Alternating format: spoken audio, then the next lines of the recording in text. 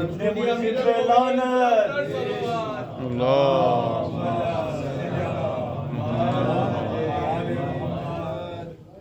باللہ من الشیطان اللعین الرجیم بسم اللہ الرحمن الرحیم الحمد للہ رب العالمین والصلاة والسلام والتحیۃ والاکرام علی سیدنا و نبینا و شفیع ذنوبنا و طبیب نفوسنا رحمت للعالمین ابی القاسم مصطفیٰ محمد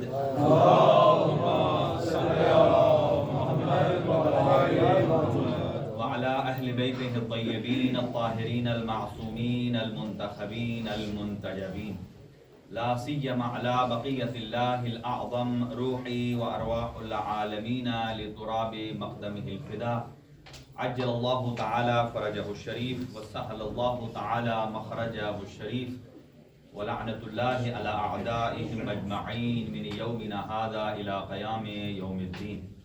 اما بعد فقد قال الله الحكيم في كتابه المتين بسم الله الرحمن الرحيم ومن الناس من يشري نفسه ابتغاء مرضات الله والله رؤوف بالعباد صدق الله العلي العظيم. اللهم صل على محمد وعلى محمد.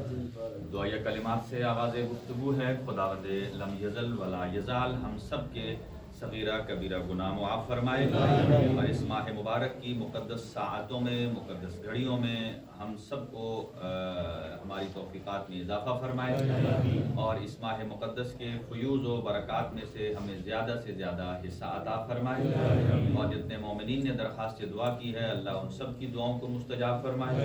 جو مریض ہیں ان کو شفا عنایت فرمائے. خاص طور سے ایک مومن نے درخواست دعا کی ہے خداوند متعال ان کو شفا عنایت فرمائے اور ان کی دلی تمام حاجات کو پورا فرمائے اور اسی طرح وہ افراد کے جو صاحب اولاد نہیں ہیں خداوند عالم ان راتوں کے صدقے میں خداوند عالم ان کو اولاد عنایت فرمائے. جنہیں اولاد عطا کی ہے نیک اور صالح تربیت کی توفیق نصیب فرمائے. اور جتنے افراد اس ماہ مقدس میں افطار کا اہتمام کیا ہے یا کر رہے ہیں رب العالمین ان کی اس مسائی جمیلہ کو قبول فرمائے. اور آج کا افطار برادر محمد شریف صاحب کی اشتراک سے اور جناب برادر محمد جمال صاحب کے اشتراک سے ہے. اللہ تعالیٰ ان کی اس عبادت کو قبول فرمائے مال اور اس میں برکت نصیب فرمائے. اور برادر محمد شریف صاحب کی والدہ علیل ہیں اللہ ان کو شفائے کلی نصیب فرمائے اور جمال صاحب کو اور ان کی فیملی کو اپنے حفظ و امان میں رکھے ان کی مدد فرمائے مغفرت فرمائے. اور جتنے بھی شہدائے پارا چنار ہیں شہدائے ملت جعفریہ ہیں ان تمام کے ایصال ثواب کے لیے انہوں نے اس پروگرام کا انعقاد کیا ہے. خداوند عالم ان شہداء کو شہدائے کربلا کے ساتھ معشور فرمائے. ان کے درجات کی بلندی کے لیے ایک سورہ مبارکہ فاتحہ. بسم اللہ الرحمن الرحیم الحمد للہ رب العالمین الرحمن الرحیم مالک یوم الدین ایاک نعبد و ایاک نستعین اهدنا الصراط المستقیم صراط الذین انعمت علیہم غیر المغضوب علیہم ولا الضالین اللهم اجعلهم عندك في اعلى عليين واخلف على اهلهم في الغابرين وارحمهم برحمتك يا ارحم الراحمين. ایک برادر ایاز علی صاحب وہ ہاسپٹل میں ہیں اللہ ان کو شفا کلی نصیب فرمائے. ایسے ہی ایک مومنہ مریض ہیں اور برادر محمد مہدی ان سب کو خداوند عالم شفا کلی نصیب فرمائے. اور جناب شہباز صاحب ہیں قبلہ اختر حیدری صاحب ہیں اور جملہ اور مومنین ہیں اللہ ان کو صحت اور تندرستی عطا فرمائے. اپنی دعاؤں کی قبولیت کے لیے ایک بآواز بلند صلوات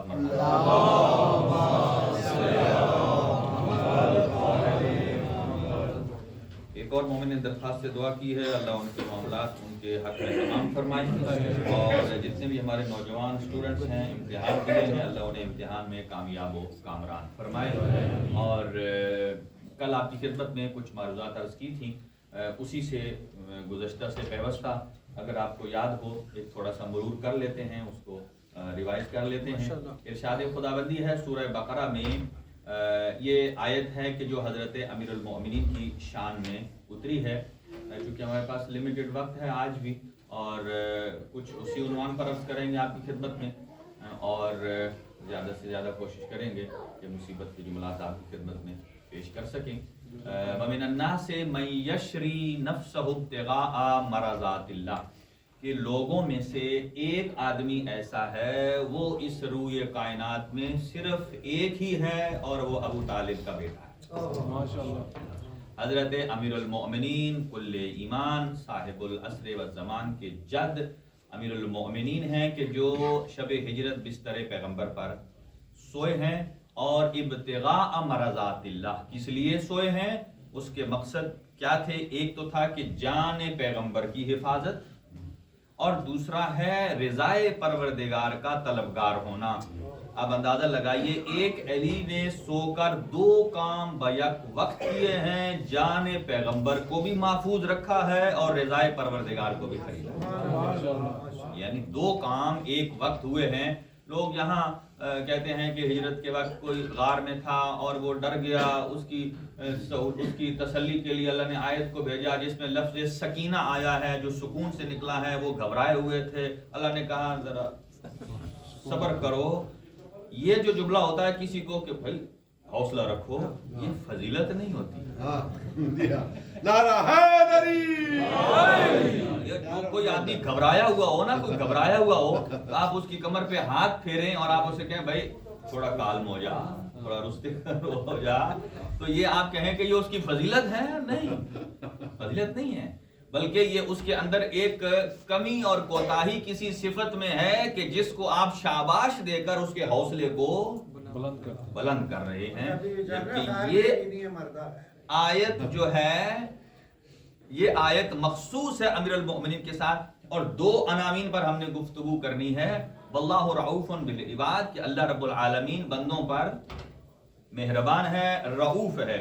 دو لفظ اس میں آئے ہیں، ایک تو یہ ہے کہ نفس، اور عربی میں دو لفظ استعمال ہوتے ہیں خرید اور فروخت کے لیے، ایک ہوتا ہے بیع اور ایک ہوتا ہے شراء، جس کو ہم عربی میں کہتے ہیں سیلر، اور انگلش میں کہتے ہیں سیلر اور بائر۔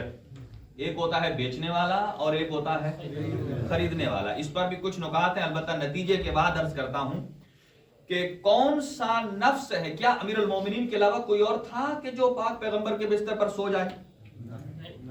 اگر کوئی ادعا کر لے کہ جی مجھ سے تو پوچھا ہی نہیں، تو دیکھنا یہ ہے کہ جو ساتھ ہو کر گھبرایا ہوا ہے، تو یہاں تو نبی نے ہونا ہی نہیں تھا، تو یہاں کیا کیفیت ہونی تھی؟ تو یہاں تو ایک زلزلہ آ جانا تھا، ایک کپی تاری ہو جانی تھی، تو یہاں تو صرف تسلی کی ضرورت نہیں، یہاں تو پورے بندے کو اٹھا کر بندہ چینج کرنے کی ضرورت پڑ جاتی ہے۔ لہذا یہاں نفس ہے، کون سا نفس ہے جو اس قابل ہے کہ جو جان پیغمبر کی ضمانت دے سکے اور مرضات پروردگار کو خرید سکے؟ ہمارے لیے اس میں کیا درس ہے؟ ہم نے تو ہماری جانیں، تو ہم نے کبھی یہ ادعا نہیں کیا کہ ہماری جان پاک پیغمبر کے بستر پر سو کر ہی ان کی بچتی ہے، نہیں، قطعاً ایسا نہیں ہے، بلکہ ہم تو آپ کے قدموں کے نیچے جو خاک آتی ہے نا، خاک کی دھول بھی ہم اس کی برابری نہیں کر سکتے ہیں، بلکہ آپ کا نالین مبارک تو اتنا عظیم ہے کہ جب آپ معراج پر تشریف لے گئے، یہ جو لوگ آ رہے ہیں آہستہ آہستہ، چونکہ میں نے سبق دہرانا ہے تو تاکہ یہ شامل ہو جائیں یہ چیزیں، جب آپ معراج پر تشریف لے گئے تو آپ عرش اعلیٰ پر پہنچ کر آپ اپنے نالین مبارک کو اتارنے لگے، کیونکہ وہ وادی مقدس ہے، اور جب مقدس جگہ پر آپ جاتے ہیں آپ کیا کرتے ہیں؟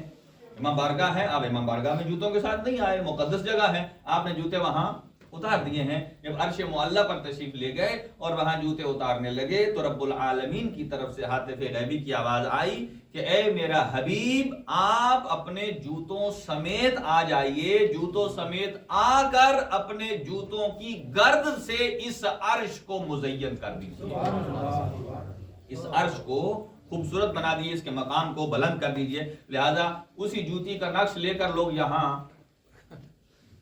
لگا لیتے ہیں، لیکن اصل نقش لگانا نہیں ہے، اصل یہ ہے کہ نقش پائے پیغمبر پر چلنا، کہ جہاں جہاں نبی نے قدم رکھا ہے ان کے پیچھے پیچھے ہمیں چلنا ہے، جیسے نبی معظم نے فرمایا ہمیں ویسا کرنا ہے۔ لہذا کون سا نفس ہے کہ جو اس مقام پر فائز ہو سکتا ہے؟ کل نفس کی ہم نے کتنی قسمیں بتائی ہیں؟ 7، جن میں سے 3 کی ایکسپلینیشن دی تھی، باقی 2-3 جلدی گزر کر 2-3 باتیں اور عرض کروں گا آپ کی خدمت میں۔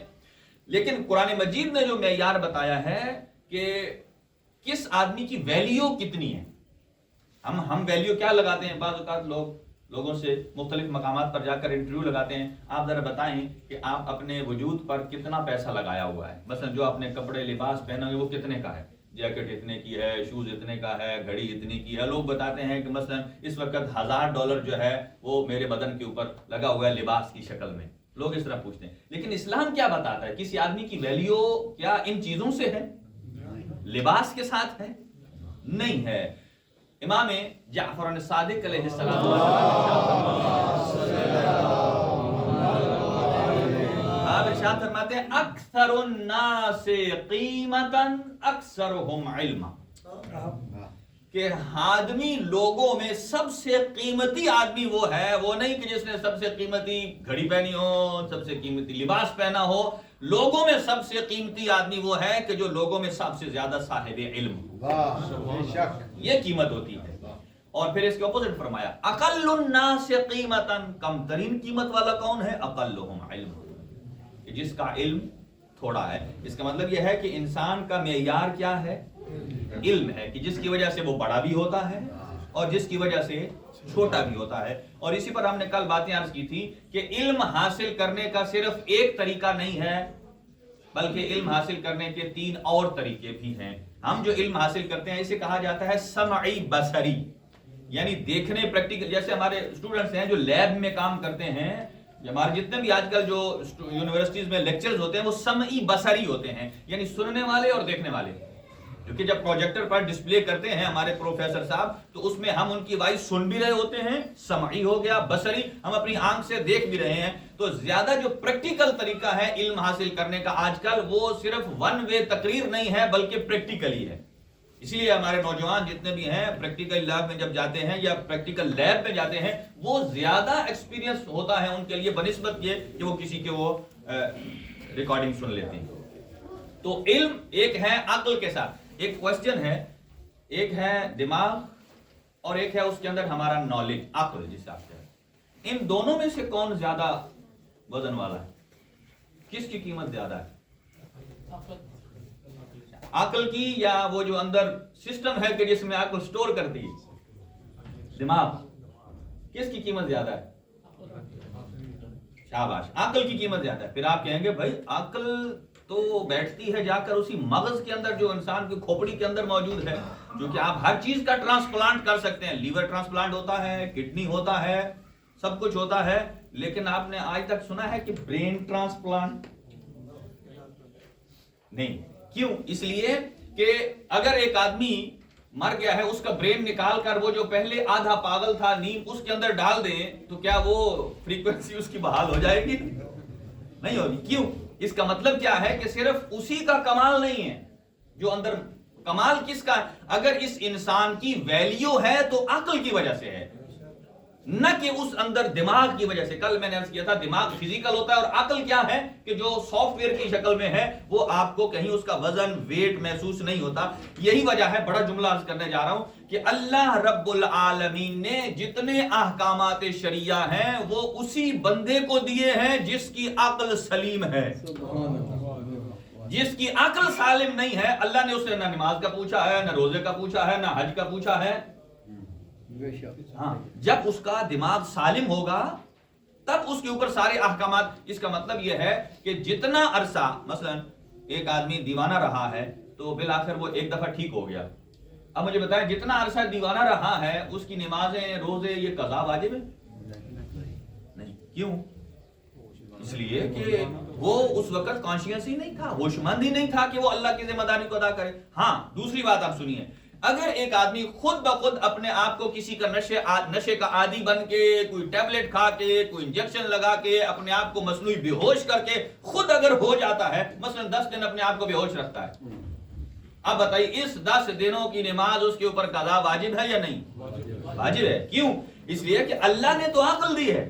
اس عقل کو ڈیمیج کرنے میں، خراب کرنے میں اس کا اپنا قصور ہے. تو لہذا جس میں اس کا اپنا قصور ہے قضا ضروری ہے، جس میں اس کا قصور نہیں ہے وہ ایک روایت ہے رفع ما لا یعلمون، کہ جو انسان کی سمجھ سے باہر ہے یا جہاں انسان کی عقل کام نہیں کرتی اللہ اسے نہیں پوچھے گا.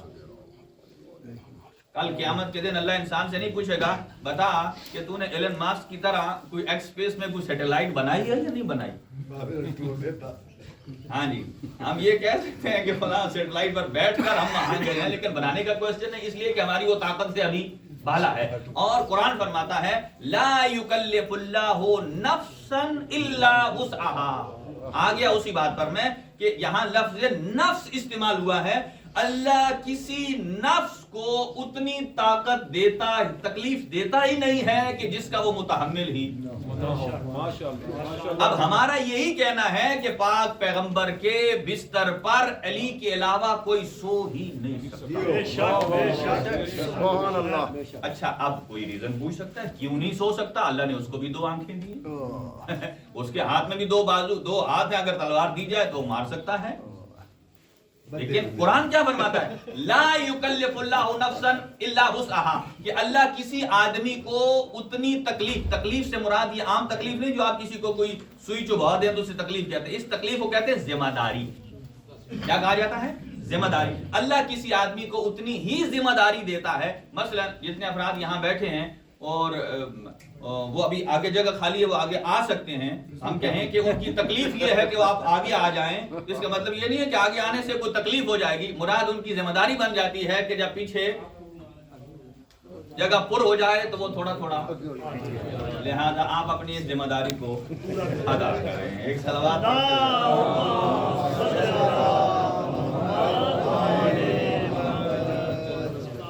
ایک اور صلوات پڑھ لیں.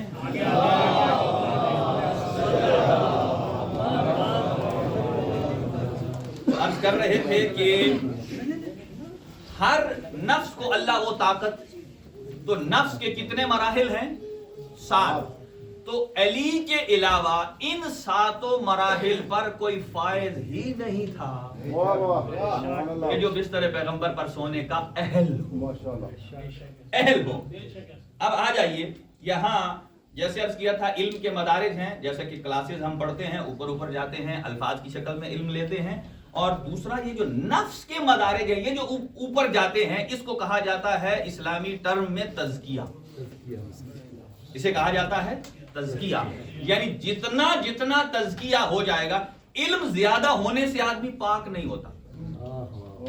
یاد رکھیے علم زیادہ ہونے سے آدمی پاک نہیں ہوتا، اور تزکیہ کرنے سے ایک لیول آ جاتا ہے کہ انسان پاک ہو جاتا ہے. اور کبھی یہ دونوں چیزیں ایک جگہ جمع ہو جاتی ہیں، ایک صاحب علم بھی ہے، صاحب تزکیہ بھی ہے، جیسے ذات علی میں ہے، ائمہ میں ہے. اور کبھی یہ دونوں جدا ہو جاتی ہیں، ایک آدمی نہ صاحب علم ہے اور نہ صاحب تزکیہ ہے. اور کبھی ایسا ہو سکتا ہے صرف صاحب علم ہے لیکن صاحب تزکیہ نہیں ہے، جیسے نان مسلم. اور بعض اوقات ایسا ہوتا ہے جو صاحب تزکیہ ہے لیکن صاحب علم نہیں ہے. اسی لیے اللہ قرآن میں فرماتا ہے یہ جو لوگوں کے گریڈ ہیں یہ 4 وجہوں پر ہے. جلدی سنیے گا. پہلا ہے هل يستوي الذين يعلمون والذين لا يعلمون. یہ اللہ تعالیٰ کی ذات کسی آدمی کو، قرآن پڑھنے والے کو تھوڑا سا شوق دے رہا ہے. جیسا کہ کسی کا ہارٹ بلاک ہو جائے نا، آج کل ایک پہلا طریقہ کیا ہے، پہلے سٹنٹ نہیں ڈالتے، تھوڑا شوق دیتے. اللہ شوق دے رہا ہے تاکہ اپنا دماغ خود فنکشنل ہو. اللہ فرماتا ہے کیا کہ هل يستوي الذين يعلمون والذين لا يعلمون. اے صاحبان عقل مجھے بتاؤ کیا علم والا اور بغیر علم والا برابر ہے؟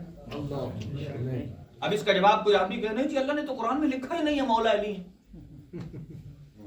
کوئی کہے نہیں قرآن نے تو اس کی لکھائی آپ کے دماغ میں ڈال دی. اس کا یس اور نو قرآن نے آپ پر چھوڑ دیا ہے. سارے کام قرآن کے نہیں ہیں کہ صاحبان علم اور صاحبان غیر علم آیا برابر ہیں. اب وہاں قرآن نے نہیں لکھا یس یا نو.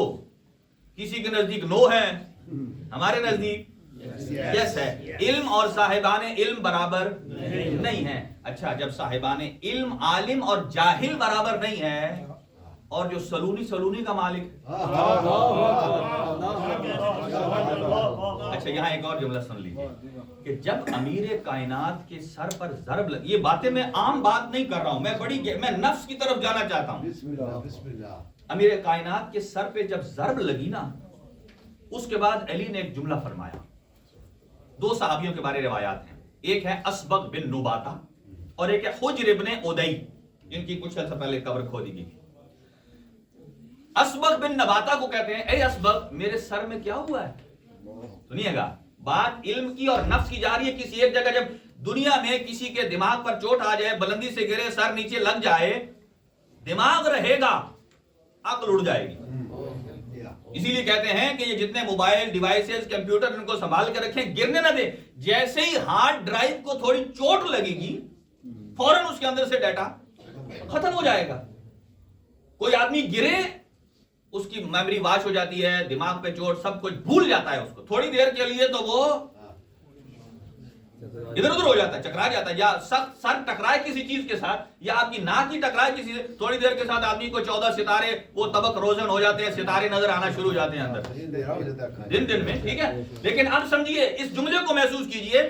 ذات علی میں علم ایسا نہیں ہے جیسے عام لوگوں میں ہے. ذات علی میں علم ایسا نہیں ہے، ذات علی کا نفس ایسا نہیں ہے جیسے عام آدمی کا نفس ہے.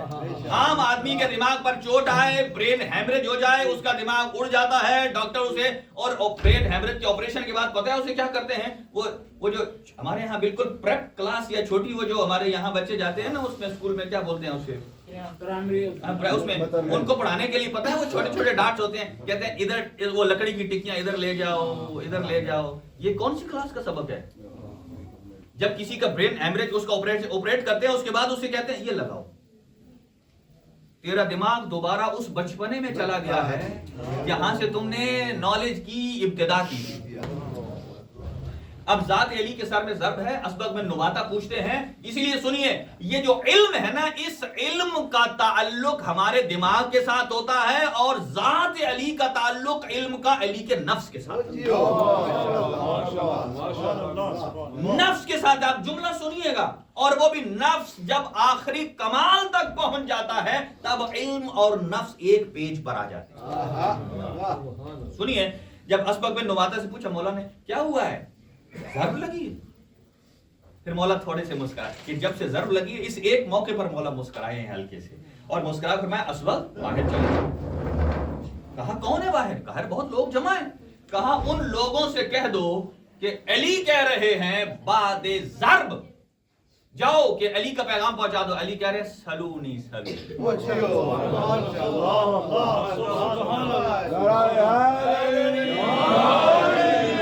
دیکھیں، جب آپ ٹھیک ٹھاک ہوں، آپ بالکل فریش ہوں، طبیعت صاف بہار ہو، یہاں تو روزہ جب آخری ٹائم پہ پہنچتا ہے نا، تو کوئی بندہ بچہ ہی اپنا ہو تو 2 دفعہ کوئی بات پوچھ لینا، وہ کہتا ہے میں تمہیں بتا نہیں چکا.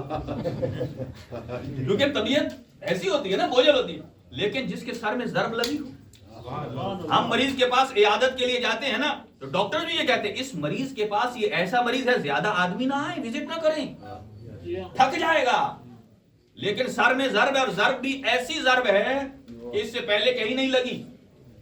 اور پھر جب پوچھا جاؤ سلونی کہو. اسبغ نے کہا آقا یہ آپ کی کیفیت ہے، یہ کہ میں ابھی کہوں لوگوں کو، آپ پہلے تو باہر دروازے پر ہجوم ہے، آپ کو دیکھنے آئے ہیں، اب میں کہوں کہ مولا کہہ رہے ہیں آؤ مجھ سے پوچھو، وہ تو ہر آدمی اپنا کوشچن لے آئے گا، پھر آپ کیا فرمائیں گے؟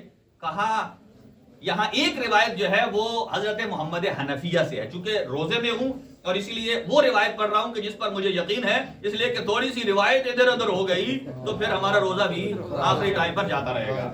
لہذا وہ افراد کے جو سوشل میڈیا کا استعمال کرتے ہیں، لائک اور شیئر سمجھ کے کریں. حالت روزہ میں افطار سے پہلے اگر آپ نے کسی کا اقوال زرعی ہو اور مولا علی کے نام پر اس نے لکھ دیا ہو، آپ اسے لائک بھی کر دیں، شیئر کر دیں، یہ میرے مولا علی نے فرمایا ہے، تو آپ کا روزہ گیا.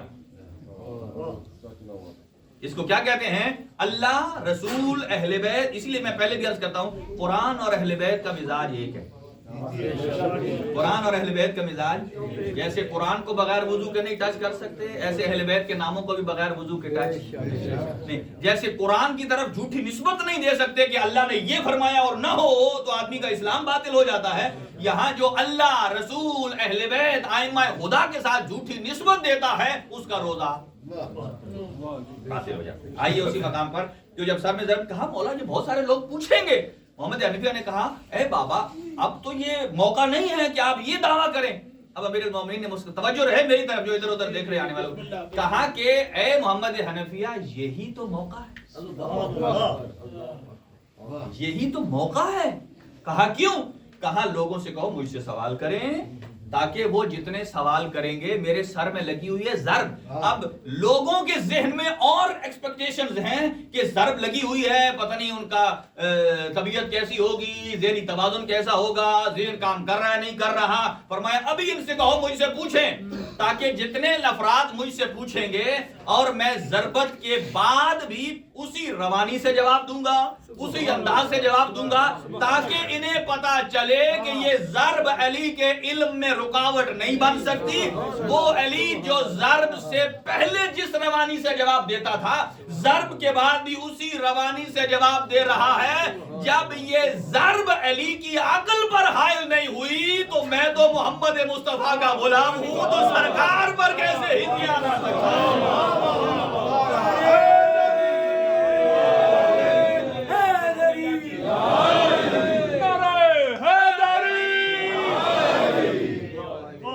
فرمایا آپ انہیں کہو پوچھو. اس کا مطلب کیا ہے؟ اس کا مطلب یہ ہے کہ اگر نالج صرف دماغ میں ہوتا، اس لیے کہ علی کے علم کا راستہ وہ نہیں ہے جو ہمارا ہے. اس لیے معصومین نے ارشاد فرمایا، دیکھیں امیر کائنات کے اس دنیا میں آنے کے بعد کیسے علم منتقل ہوا. سرکار نے زبان چسائی. دنیا کا کوئی ایسا سسٹم مجھے لا کر دیجئے.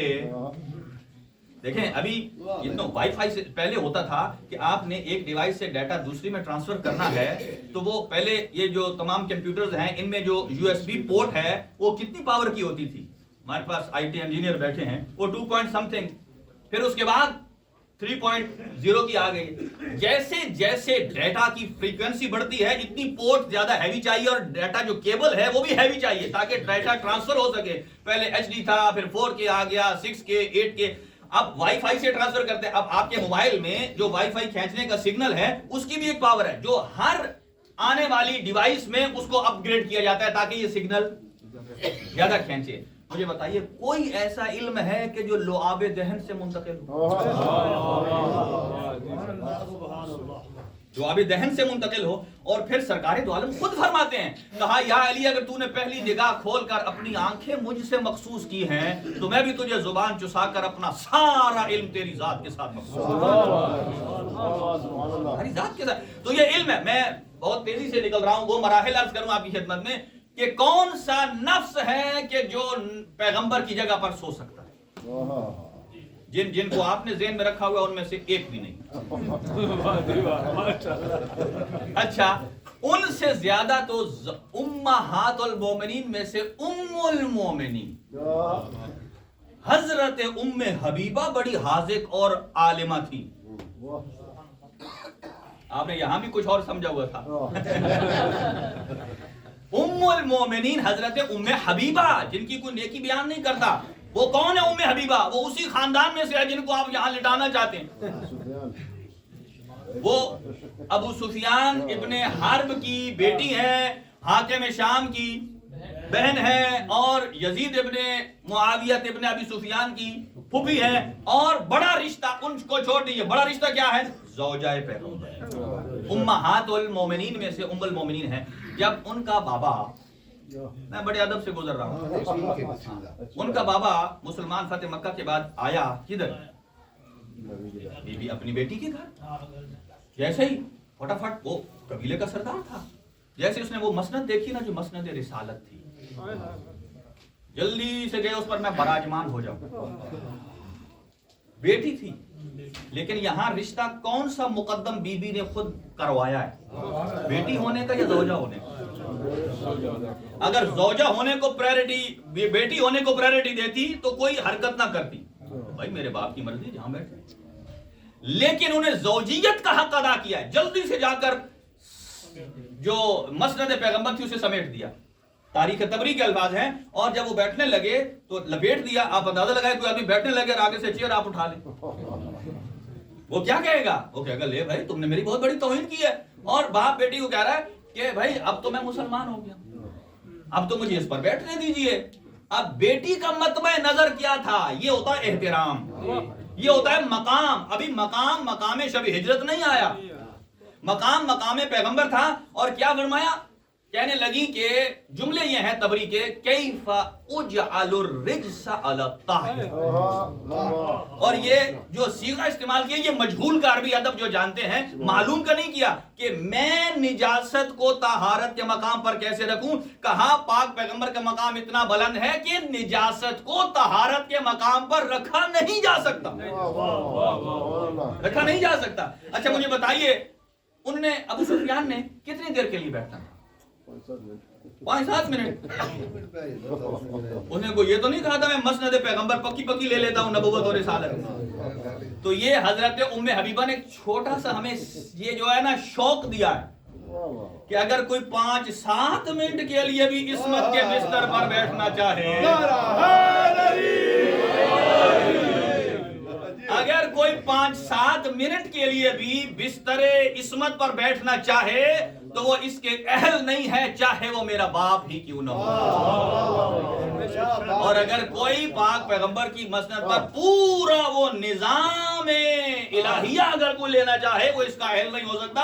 لہذا کون سا نفس ہے کہ جو پاک پیغمبر کے بستر پر سو سکتا؟ تو کل ہم نے عرض کیا پہلا نفس کیا تھا؟ پہلا تھا بولیے پہلا کون سا تھا؟ نفس امارہ. اور ہر ایک کے ہم نے سمٹمز بتائے تھے. اور دوسرا نفس لوامہ، اور تیسرا نفس ملہمہ. ماشاءاللہ بہت اچھے اسٹوڈنٹ، یہ سبق یاد ہے. اب اس کے اوپر ایک جملہ 2 عرض کرنا ہے اور پھر شاہد مثال. چونکہ اس آیت میں 2 لفظ ہیں، ایک ہے سیلر اور بائر، اس کی بھی ہم نے بات کرنی ہے. اور ہم نے یہاں بتانا ہے کہ کون سا نفس ہے. یہ آیت علی کو کون سا لقب ارشاد فرماتی ہے. دیکھیں تو پہلا تھا، اس کی علامت ہم نے مختلف بتائی ہیں کہ نفس امارہ یہ سب سے بیسک ہے. اس کا کام یہ وہ نفس ہے کہ جسے برا نفس کہا جاتا ہے. اس میں ہر قسم کی لذت، صحیح غلط سب کچھ شامل ہے اس میں.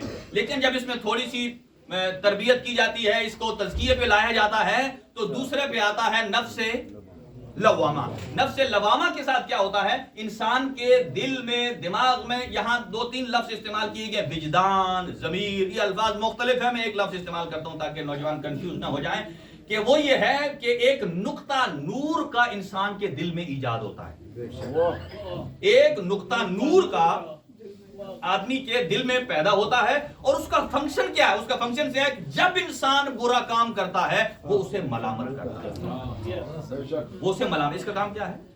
نفس لوامہ، ملامت کرنا. اور اس کی مثال لی جاتی ہے سرکش گھوڑے کی طرح. ویسے پاک ہے لیکن چونکہ وہ چالاک ہے، آپ کو گرا دے گا. اس کی 2 ہی کیفیات ہیں. اگر اس کی مہار آپ کے ہاتھ میں ہے آپ اسے کنٹرول کر سکتے ہیں، اور اگر مہار ہاتھ میں نہیں ہے تو پھر وہ آپ کو کنٹرول کرے گا. جیسے وہ چاہے گا ویسے ہوگا، لاتوں سے رون دے گا. اور تیسرا مرحلہ کیا تھا؟ ملہمہ. یعنی نفس جب اس سے اوپر بڑھتا ہے تو اس میں الہام آتا ہے. یہاں بھی الہام ڈبل سائیڈڈ ہے. الہمہا فجورہا و تقواہا. اللہ کی طرف سے الہام آتا ہے، وہ اسے کہتے ہیں الہام تقوی. اس لیے کہ اللہ، یہ جو لوگ ایک نظریہ ہے نا کہ ہر اچھا برا کام اللہ کرواتا ہے، یہ غلط ہے. یہ اللہ کی طرف جھوٹے کی نسبت دینا ہے. اللہ نے کب؟ اچھا اگر ہر اچھا میں نے ایک جملہ سن لیجئے کہ اگر اچھا برا کام سارے اللہ کرواتا ہے، آپ اپنے بارے کیا فرمائیں گے؟ کہ آپ کو پیدا کرنے کا کام بھی تو کس نے کیا؟ آپ کہیں سب سے بڑی اللہ نے غلطی یہ کی ہے مجھے پیدا کر کے، اس لیے کہ میں نے یہ عقیدہ بنانا تھا کہ ہر اچھا برا کام اللہ ہے عین کمان. ہر نیکی اور اچھے کام کی نسبت دیجئے اللہ کی طرف. لہذا اللہ کی طرف سے جب الہام آتا ہے تو یہ الہام طیب ہوتا ہے، طاہر ہوتا ہے، پاکیزہ ہوتا ہے. الہام کہتے کسے ہیں؟ تیز ترین اشارے کو. جسے الہام سمجھ آ گیا اس کے بعد اس کی اوج کا نام ہے وحی. اس کی اوج کا نام ہے وحی. اور وہ اشارہ کبھی انبیاء کو خواب میں مل جاتا ہے، کبھی دہیہ قلبی کی شکل میں سامنے آ جاتے ہیں. اچھا کسی نے پوچھا ہمارے ایک استاد کے قوم میں، کسی نے ان سے پوچھا کہ یہ جو جبرائیل امین ہیں یہ تو اپنی اسپیشل شکل میں کیوں نہیں آتے تھے تاکہ لوگوں کو پتہ چلے. یہ مقدس ہیں، وہ ہمیشہ آتے تھے دہیہ قلبی کی شکل میں. تو کہا دہیہ قلبی افضل ہے یا علی افضل؟ آپ بتائیے. دہیہ قلبی ایک صحابی ہیں، وہ حسن و جمال میں کمال کے تھے، تو کیا وہ افضل ہیں یا علی افضل ہے؟ بولیے. تو پھر چاہیے کیا کہ حضرت جبرائیل کس کی شکل میں آئیں؟ علی کی شکل میں آئیں. چاہیے تو یہی نا کہ علی کی شکل میں آئیں. تو آپ فرماتے ہیں کہ حضرت جبرائیل کے علی کے ساتھ مراسم ویسے نہیں ہیں جیسے دہیہ قلبی کے ساتھ تھے. یہاں نسبت ہے استاد اور شاگرد کی. حضرت جبرائیل ہیں شاگرد اور علی ہیں استاد. تو جبرائیل شاگرد ہیں، شاگرد کو یہ ادب رکاوٹ بنتا ہے کہ اپنے استاد کی شکل میں ڈھل جائے. کتنے ہو گئے؟ الہام ملہمہ. اور اس کے بعد کیفیت آتی ہے نفس مطمئنہ کہ قرآن مجید ارشاد فرماتا ہے الا بذکر اللہ تطمئن القلوب، کہ یہ رمضان المبارک ایسا مہینہ ہے کہ جس میں انسان نفس لوامہ سے بڑھ کر، لفظ ملہمہ سے بڑھ کر کہاں آ جاتا ہے؟ نفس. کیوں؟ اس لیے کہ اللہ نے ہر چیز کی ایک ربیع رکھی ہے، اور ربیع القرآن الرمضان. قرآن کی بہار رمضان ہے. جیسے جیسے قرآن پڑھتے جائیں گے دل میں اطمینان آتا جائے گا. شرط یہ ہے کہ اگر آپ سمندر میں چلے جائیں موتی ڈھونڈنے کے لیے تو موتی پانی کے اوپر نہیں ہوتے. موتی کہاں ہوتے ہیں؟ اور اگر آپ قرآن کو رٹے کے ساتھ، حفظ کے ساتھ اوپر اوپر سے پڑھتے رہیں گے تو نہیں پتا چلے گا کہ علی ولی اللہ قرآن میں کہاں لکھا. کیونکہ ولایت علی ہے قرآن کے عمق میں، قرآن کی گہرائی میں، اسے سمجھنے کی ضرورت ہے. اب آ جائیے جلدی سے 3 نقطے عرض کر کے آگے چلتا ہوں. نفس مطمئنہ، جب انسان کا، ہاں وہ پیچھے سے داد بیداد کر رہے ہیں کہ تھوڑا تھوڑا آگے تشریف لے آئیں. مولا علی کے نام پر ایک صلوات پڑھتے ہوئے.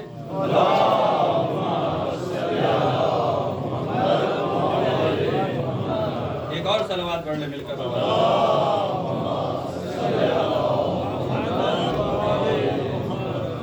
ہاں جی. اب بہت ساری مثالیں ہیں وہ رہ گئی ہیں، ان کو چھوڑتا ہوں میں. کہ نفس مطمئنہ، مطمئنہ کی کیفیت کیا ہے؟ مطمئنہ کی کیفیت یہ ہے کہ انسان کے دل میں قرار آ جائے، استقرار. بڑی سے بڑی مصیبت بھی آ جائے وہ متزلزل، اسے کہتے ہیں مطمئن. جیسا کہ آپ میں سے بہت سارے افراد نے زندگی میں مشاہدہ کیا ہوگا کہ جس آدمی نے کوئی زندگی میں پہلی دفعہ انوکھا واقعہ دیکھا ہو نا، وہ بہت پریشان ہو جاتا ہے.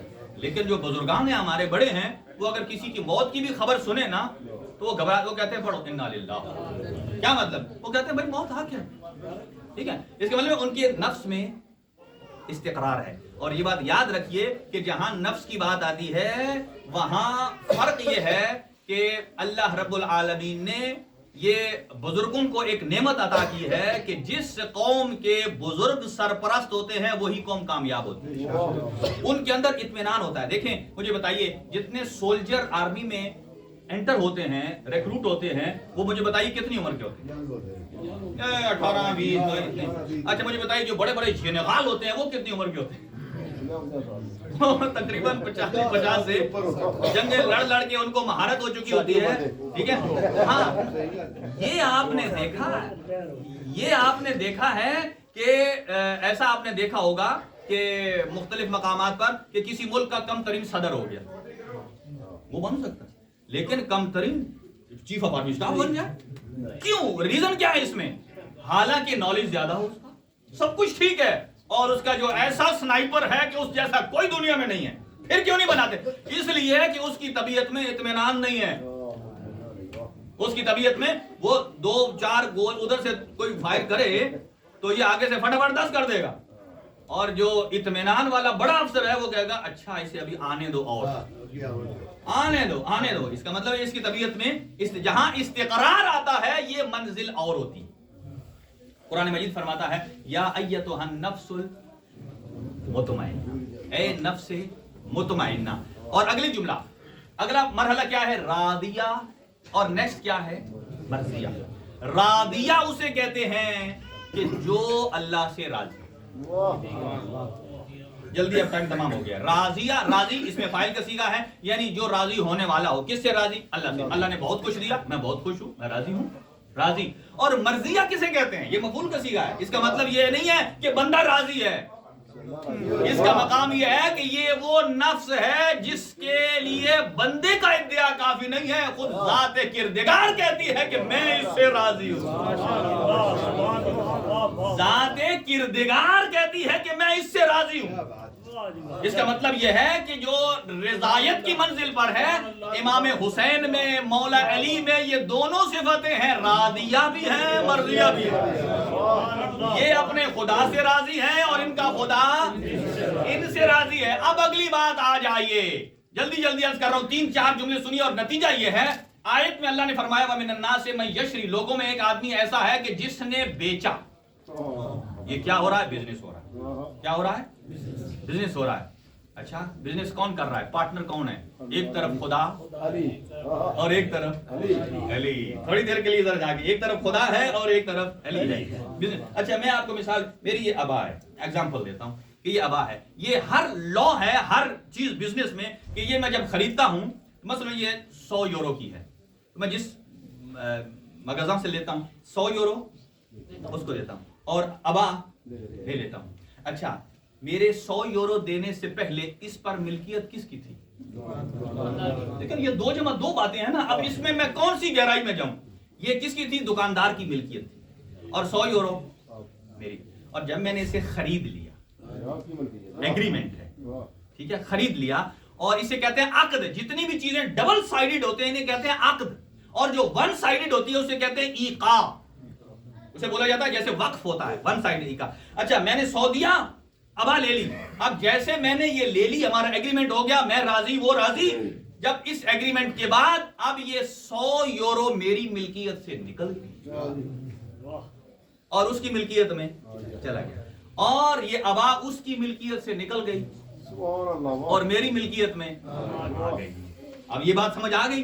اب آ جائیے, علی نے کیا ہے بزنس خدا سے, اور کیا کب ہے؟ بستر پیغمبر پر سو کر. کیا بزنس ہوا ہے؟ بزنس یہ ہوا ہے کہ نفس سے علی چلا گیا ہے خدا کے پاس, اور علی کی مرضیاں آ گئی ہیں, اب اللہ کی مرضیاں آ گئی ہیں علی کے پاس. چلے, ہمارا بزنس خراب ہو گیا, پھر سیٹ کرتے ہیں. اسی پر نتیجہ ہے کہ اللہ کی مرضیاں کس کے پاس آ گئی؟ علی کے پاس. اور علی کا نفس کدھر چلا گیا؟ اللہ کے پاس. پھر دہراتا ہوں, جملہ بڑا عرض کرنے جا رہا ہوں کہ جو راضیتاً مرضیہ کے اندر زبردستی گھسنے کی کوشش کرتے ہیں نا, کہ فلاں بھی راضی, فلاں بھی راضی, فلاں بھی راضی. دیکھیے, راضیتاً مرضیہ میں کوئی دوسرا گھس نہیں سکتا ہے. کیوں نہیں گھس سکتا ہے؟ اس لیے کہ یہاں بزنس کیا ہے علی نے, نفس علی ہے. اب اللہ کے بعد, شب ہجرت کے بعد, شب ہجرت سے پہلے نفس علی تھا علی کے پاس, اللہ کی مرضیاں تھی اللہ کے پاس. بستر پر سونے کے بعد اب بزنس ہو گیا, اب مرضات پروردگار ہیں علی کے پاس, نفس علی ہے اللہ کے پاس. اب جس نے رضی اللہ بننا ہے, اگر بستر پر سونے سے پہلے بنے, اسے اللہ کے پاس جانا ہوگا. بستر کے سونے کے بعد جسے رضی اللہ بننا ہے, اسے دروازہ علی پر آنا.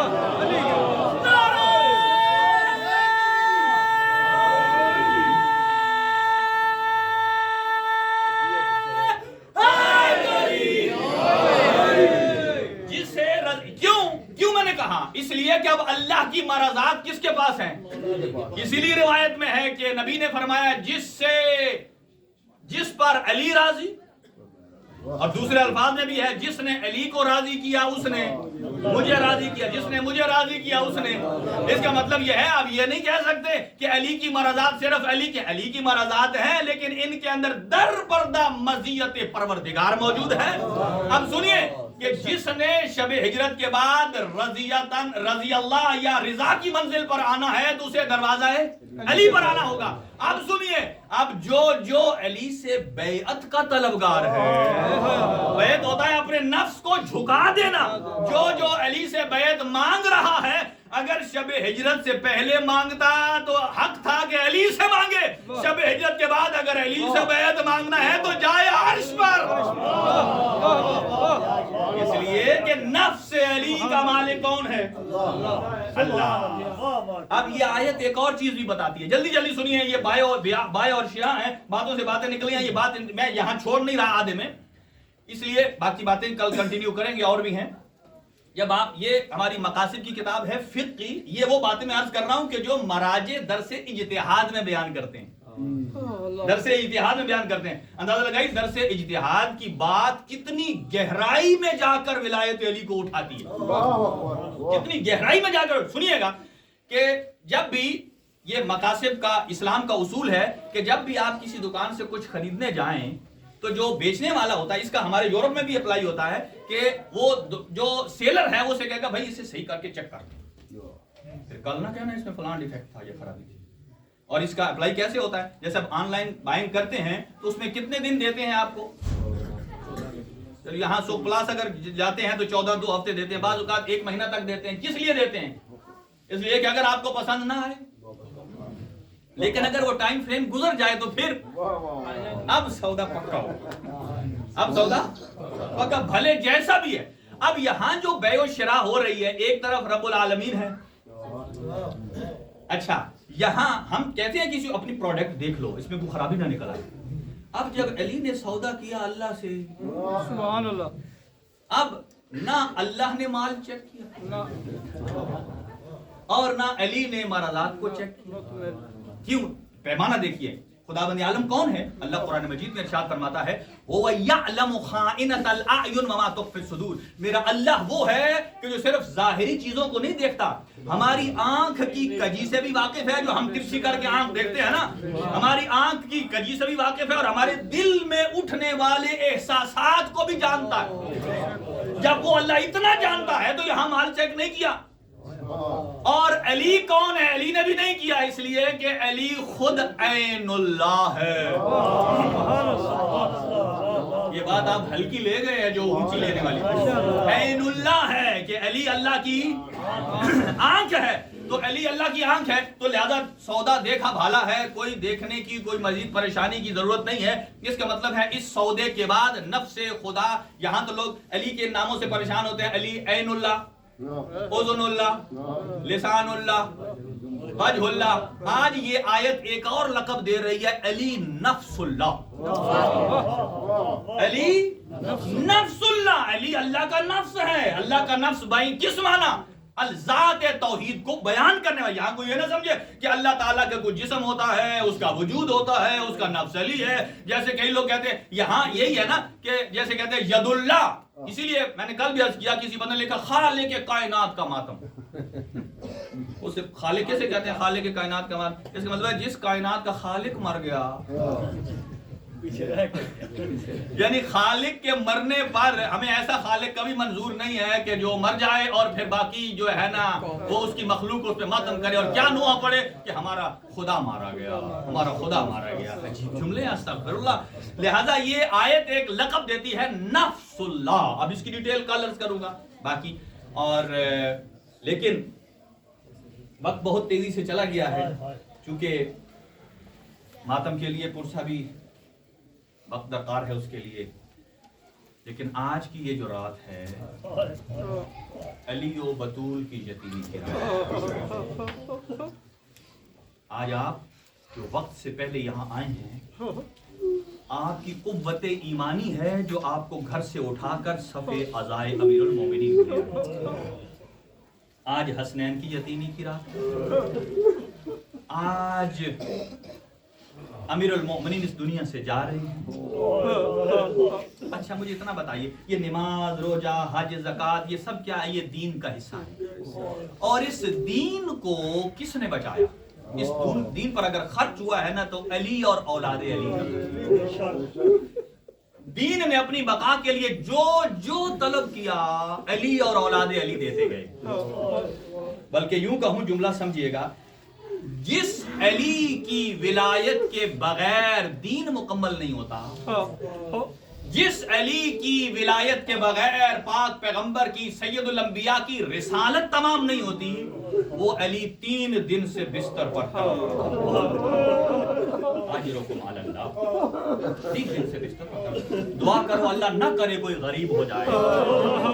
آپ غریب ہے نا، غربت میں بیٹھ کر کسی غریب کو رونے والے، اور غربت کا ایک لمحہ بڑا مشکل ہوتا ہے، لیکن غربت سے بڑھ کر مظلومیت بہت بڑا درد ہے، بہت بڑا درد ہے. اور یہاں تک کہ یہ دونوں روایتیں حضرت امیر المومنین اور جناب زہرا سے بھی ملتی ہیں.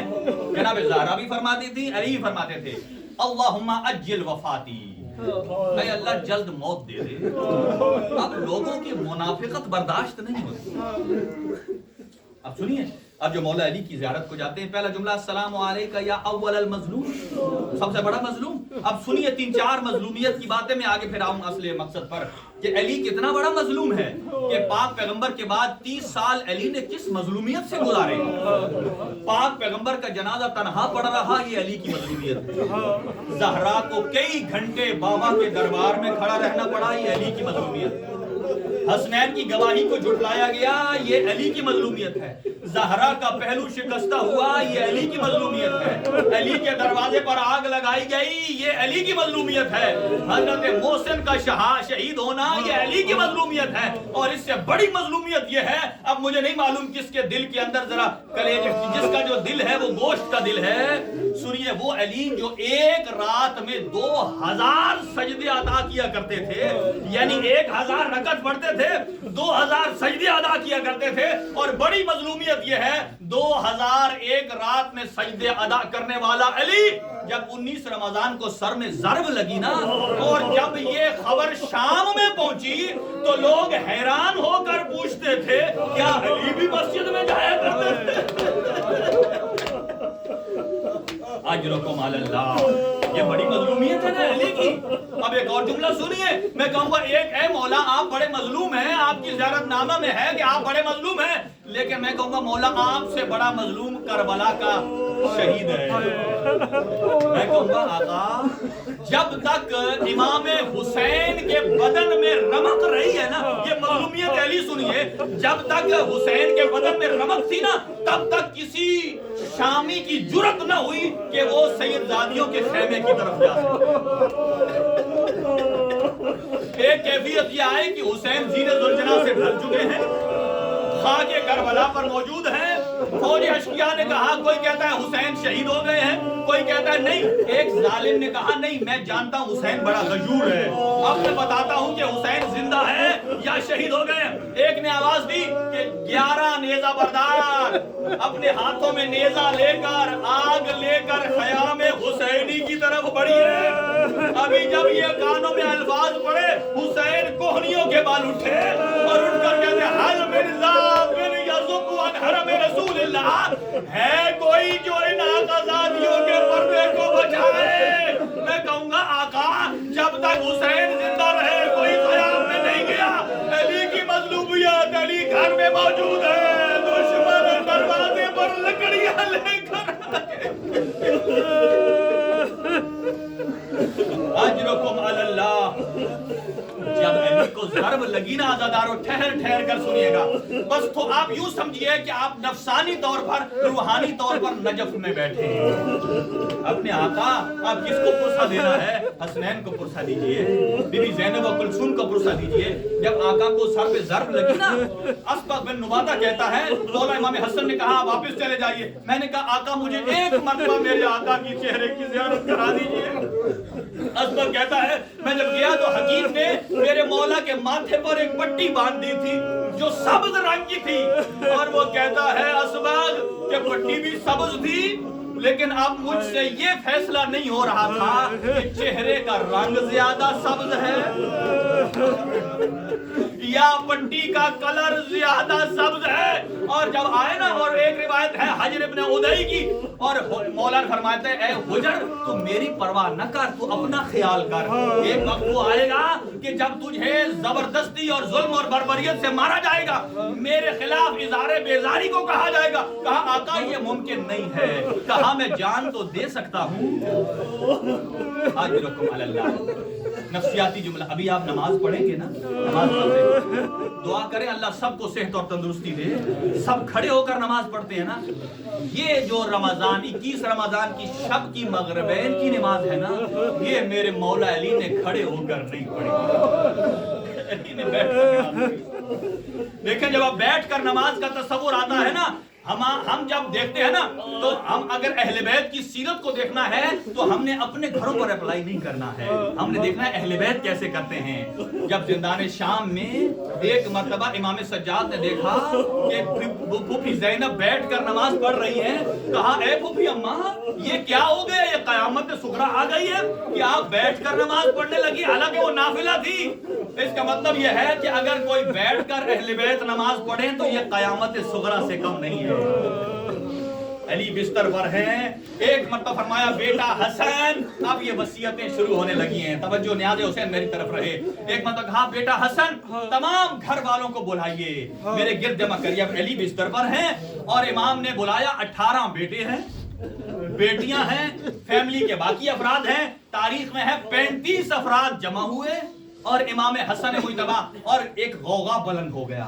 سب گریہ کر, جب وصیت کا نام آیا نا سب بلند گریہ کرنے لگے. اور جب زینب و کلثوم نے گریہ بلند کیا, علی کی آنکھیں کھلی اور کہا اے میرا بیٹا حسن ان سب کو باری باری ایک ایک کر کے میرے پاس بلاؤ.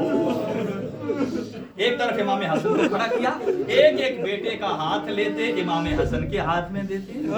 سب کے ہاتھ جب دے چکے نا, اور رہ گیا تو اکیلا سرکار وفا غازی عباس. اجرکم علی اللہ. یہ سرکار وفا غازی عباس کون ہے؟ اس جملے کو ذہن میں رکھیے گا کہ جب محشر کا میدان ہوگا نبی مکرم فرمائیں گے اے علی جائیے زہرا کو کہیے آئے مسند شفاعت پر بیٹھ جائے, میری امت کے گناہگاروں کی شفاعت کرے.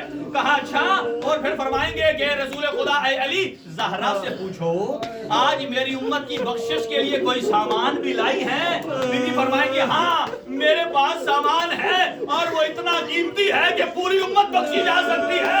علی نے پوچھا کیا سامان ہے, اور بی بی اپنی چادر سے عباس کے 2 ہاتھ نکالے گی, یدانے مقطوعتان من ابنی العباس, فرمائیں گی یہ پوری امت کو بخشنے کے لیے میرے عباس کے 2 ہاتھ.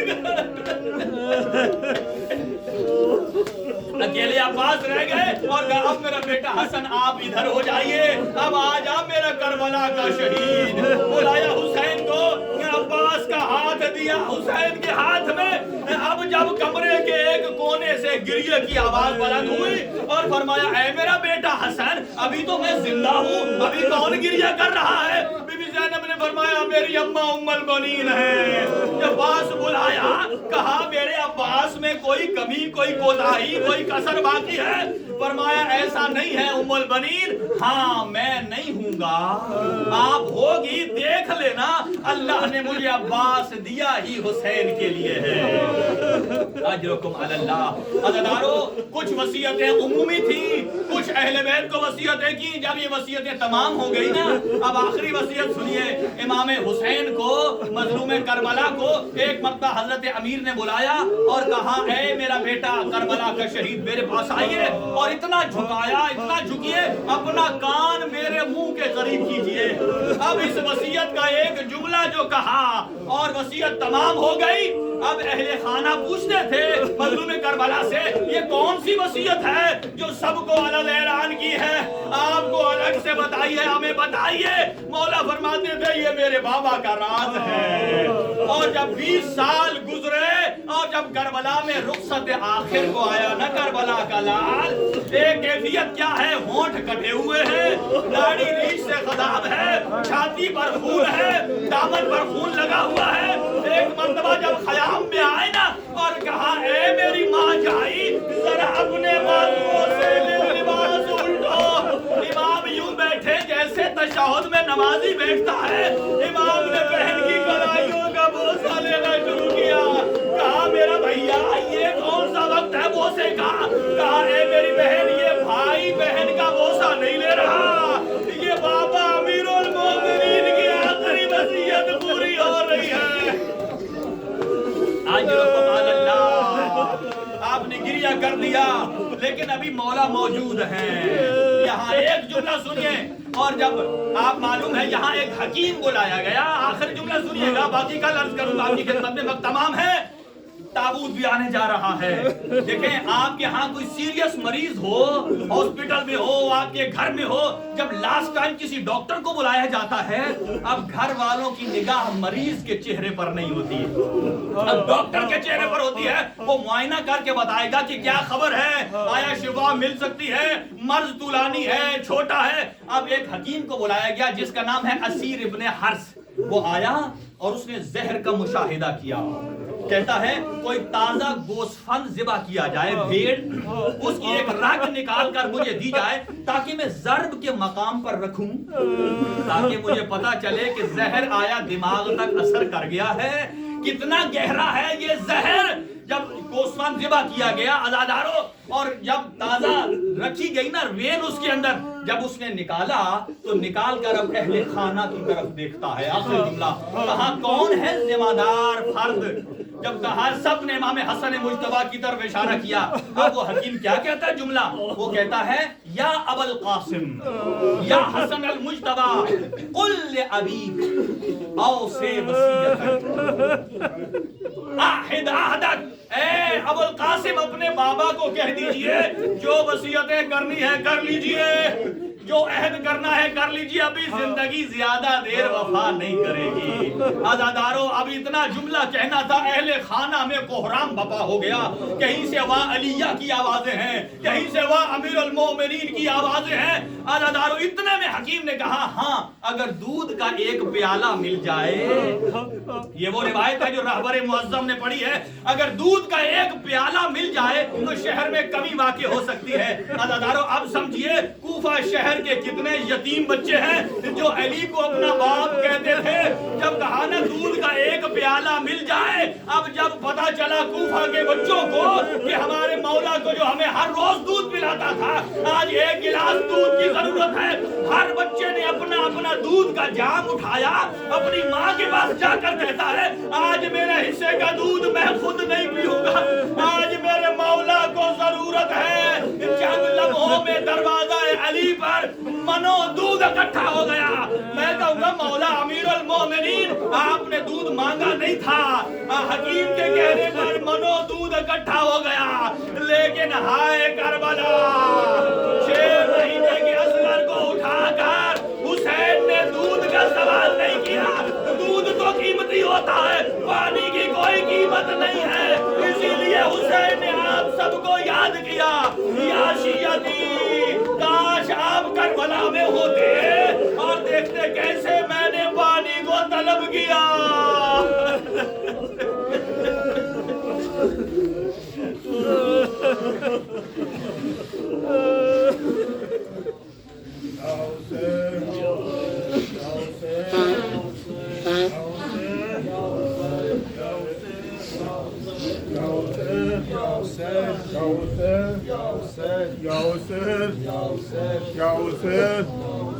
Ya Hussein, Ya Ali, Ya Ali, Ya Ali.